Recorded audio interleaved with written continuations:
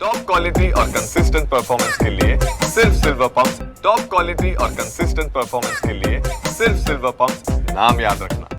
मुंब्रा स्थानक 9 वाजता सकाळी पहाटे घटना घडली आहे। पाहायला गेलं तर अपघाताची घटना घडलेली आहे। आपण सध्या मुंब्रा फास्ट ट्रॅकवरती आहोत आणि याच ठिकाणी पाहायला गेलं तर 13 पैकी 4 जणांचा मृत्यू झाल्याची माहिती समोर आलेली आहे।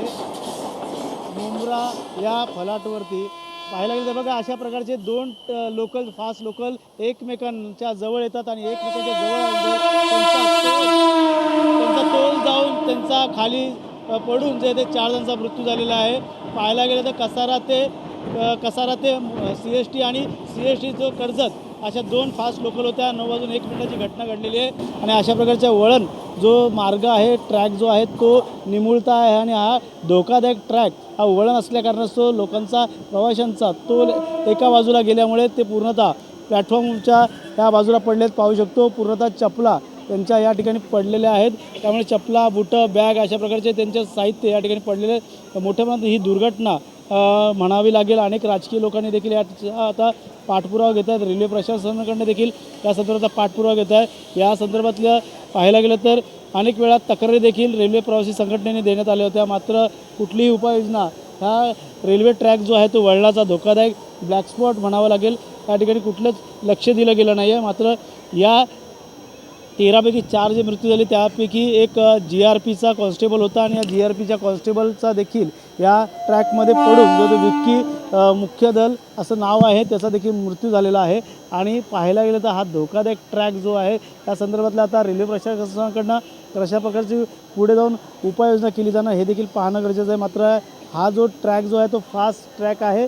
मुंब्रा स्थानकाच्या पाहायला गेलं तर हा जवळून झालेला ट्रॅक आहे आणि या ट्रॅकच्या दोन्ही बाजूला पाहायला गेलं तर जे अंतर आहे ते कमी आहे आणि कमी अंतर असल्यामुळे एका बाजूला जे आहे ते पूर्णतः ट्रॅक जो आहे तो त्या बाजूला 13 जण पडले आणि त्यापैकी 4 जणांचा जो आहे तो मृत्यू झाल्याची प्राथमिक माहिती समोर आली आहे। त्यामुळे रेल्वे प्रशासनाकडून पूर्णतः या ट्रॅकची जी आहे ती पूर्ण पाहणी केलेली आहे। त्यामुळे येणाऱ्या काळात फास्ट लोकल ट्रॅक त्या इथे कशाप्रकारे ते बदल होतील हे देखील पाहणं गरजेचं आहे। मात्र सध्या तरी या ठिकाणचा आढावा जे ते रेल्वे प्रशासन असेल GRP असेल या सर्वांनी घेतला आहे। राजकीय नेते देखील या ठिकाणी येऊन गेलेत। मात्र सध्या तरी हा ब्लॅक स्पॉट जो आहे तो या संदर्भात तक्रारी रेल्वे प्रशासनाला रेल्वे प्रवासी संघटनेने दिल्या होत्या, मात्र अजून देखील उपाययोजना केल्या नसल्यामुळे या मृत्यूचं कारण देखील जबाबदार देखील रेल्वेला मानलं आहे। त्यामुळे निषेध देखील करण्यात आलेला आहे। त्यामुळे आता या रेल्वे ट्रॅक संदर्भातलं पुढचं पाऊल रेल्वे प्रशासन कसं उचलते हे देखील पाहणं गरजेचं राहणार आहे। कॅमेरामन अजिंक्य गणेश थोरा, TV9 मराठी, मुंब्रा।